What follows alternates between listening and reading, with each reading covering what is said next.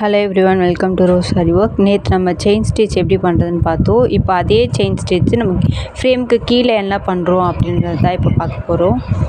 மேலே அதே மாதிரி நீடிலால் குத்துங்க. குத்திட்டு த்ரெட்டு ஒரே ஒரு சுற்றினா மட்டும் போதும்.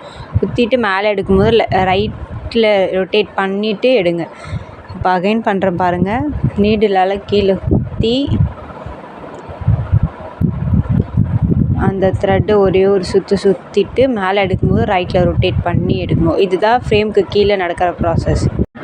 அதே தான் ஃப்ரேமுக்கு மேலே. செயின் ஸ்டிச் ஒரு ஸ்ட்ரெயிட் லைன் போட்டு நல்லா ப்ராக்டிஸ் பண்ணுங்கள். உங்களுக்கு வர வரைக்கும் நல்லா ப்ராக்டிஸ் பண்ணுங்கள். நான் சின்னதாக போடுறேன். நீங்கள் கொஞ்சம் பெருசாகவே போட்டு ப்ராக்டிஸ் பண்ணிக்கோங்க. இதே மாதிரி சில்க் த்ரெட்லேயும் போடுற மாதிரி இருக்கும். நான் அப்புறமா வீடியோ போடுறேன். நல்லா சரி த்ரெட்டில் எவ்வளோ நல்லா ப்ராக்டிஸ் பண்ணுறோமோ அவ்வளோ நல்லா நமக்கு ஸ்டிச்சஸ் எல்லாமே வரும்.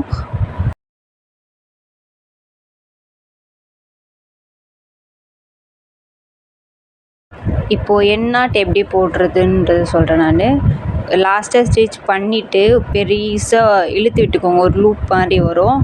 அதுக்குள்ளே அகெயின் ஒரு குத்திட்டு ஒரு லூப் க்ரியேட் ஆகும். அந்த லூப்புக்குள்ளே ஃபஸ்ட்டு நம்ம க்ரியேட் பண்ண லூப் இருக்குங்க இல்லையா, அதை பிடிச்சி லைட்டாக கீழே இழுத்தோன்னா போதும். செகண்டாக பண்ண த்ரெட் கீழே போயிடும். அவ்வளோதான். என்ன நான் மறுபடியும் பண்ணி காட்டுற பாருங்கள்.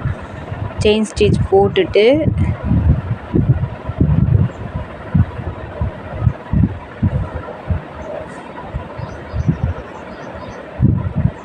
அகைன் நான் செயின் ஸ்டிச் போட்டிருக்கேன்.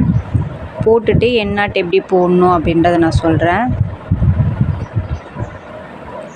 பெருசாக லூப் ஒன்று க்ரியேட் பண்ணிவிட்டு இப்போ நம்ம போட்ட ஸ்டிச்சுக்கு பக்கத்துலேயே கிட்ட இன்னொரு குத்திட்டு அந்த த்ரெட்டை மேலே இழுக்கணும். ஃபஸ்ட்டு க்ரியேட் ஆன லூப் குட்டி ஆகிடும்.